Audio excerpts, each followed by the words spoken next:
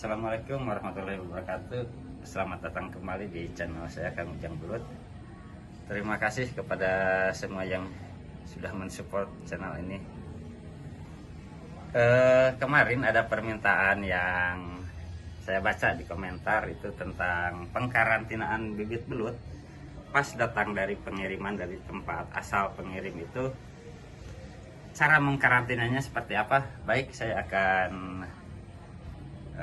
tunjukkan langkah-langkahnya. Pertama kan datang bibit belut itu memakai jerigen begini, kita nanti kan diikat, ini diikat semuanya pakai tali benang rapia gitu, diikat.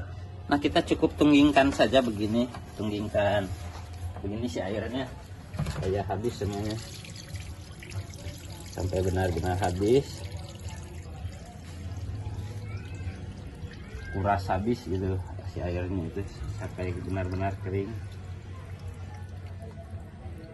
Nah, setelah semuanya kering, air itu sudah kebuang si airnya itu, kita siapkan wadah yang sudah terisi air. Ini perlu diperhatikan, jangan wadah kosong tidak ada airnya, nanti akan timbul benturan ke belut itu. Kita siapkan dulu air untuk meminimalisir benturan pada belut itu sendiri. Ini cara pengkarantinaan bibit belut cukup sederhana. Kalau untuk ini kita tuang semuanya begini. Ketinggian air disesuaikan saja dengan kapasitas bibit juga.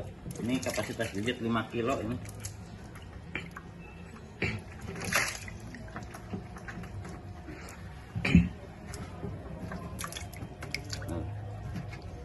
Jadi jangan terlalu banyak si airnya itu, jangan sampai menggenang ini. Malahan ini terlalu banyak juga ini, biar kita buang sedikit. Jadi supaya kerendam badannya saja.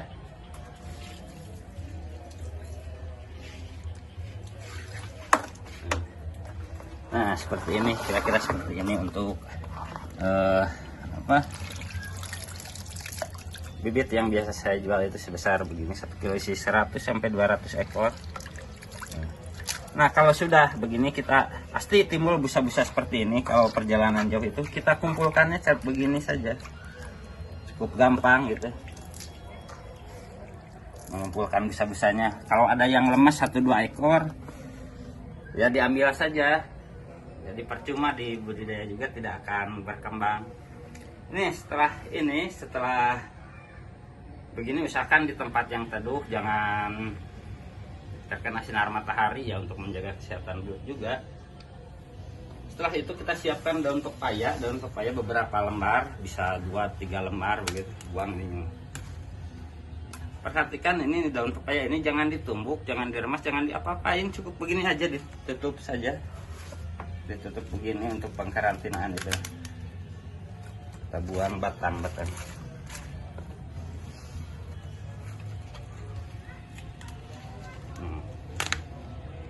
Begini saja sampai tertutup semuanya.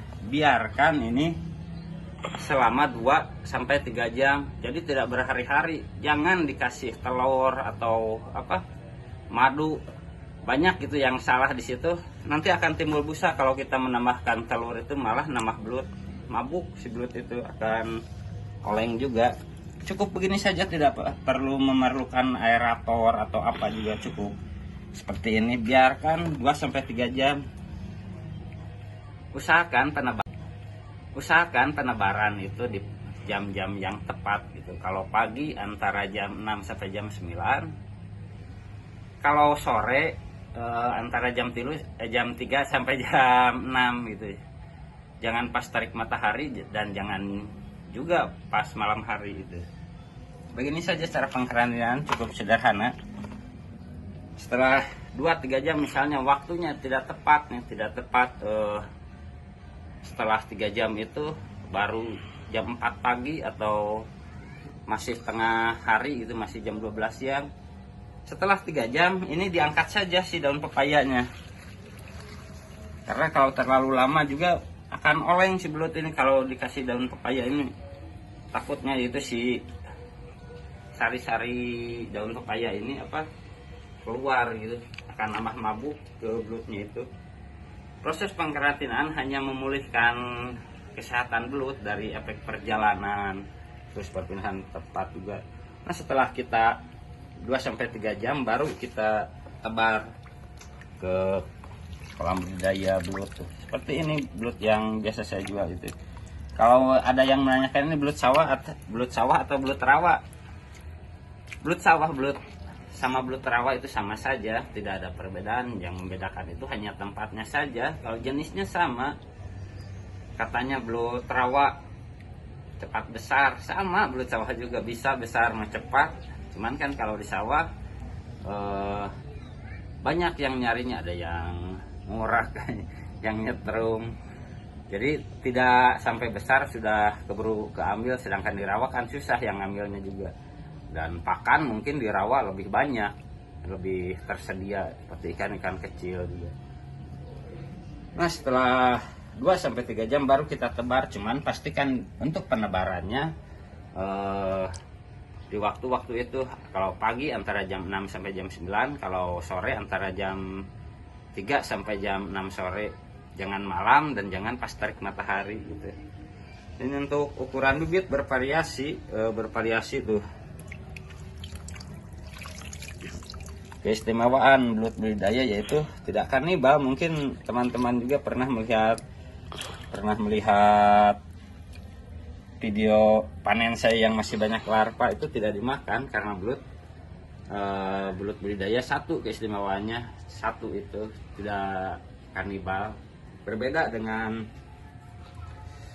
belut tangkapan alam yang baru itu harus dibiasakan dulu untuk supaya tidak kanibal. Disediakan dulu pakan gitu biar terbiasa nantinya. Nah, teman-teman, ini seperti ini nih, jangan ditanam gitu karena percuma tuh yang begini nih. Yang begini itu meskipun hidup tetap ini tidak akan berkembang juga tuh. Meskipun hidup tuh masih hidup tuh kalau dipencet tuh. Cuman tidak akan berkembang. Baik, mungkin seperti itu untuk penjelasan pengkarantinaan. Cukup simpel dan cukup gampang. Yang ribet itu tukang teori, cuman gampang beneran. Saya selama ini melakukannya ya seperti itu. Tidak ada aerator atau penambahan multivitamin, tidak ada seperti itu. Saya jamin ini juga sudah sehat, belut sudah kembali sehat nanti pas ditebar itu. Yang penting terutama jam penebarannya seperti yang tadi saya sampaikan. Baik, terima kasih, semoga bermanfaat. Apabila ada kesalahan kata, mohon maaf yang sebesar-besarnya juga, harap dimaklum juga. Dan tidak lupa terima kasih banyak untuk subscriber dan semua yang sudah mensupport channel YouTube saya, Kang Ujang Belut. Terima kasih. Salam budidaya.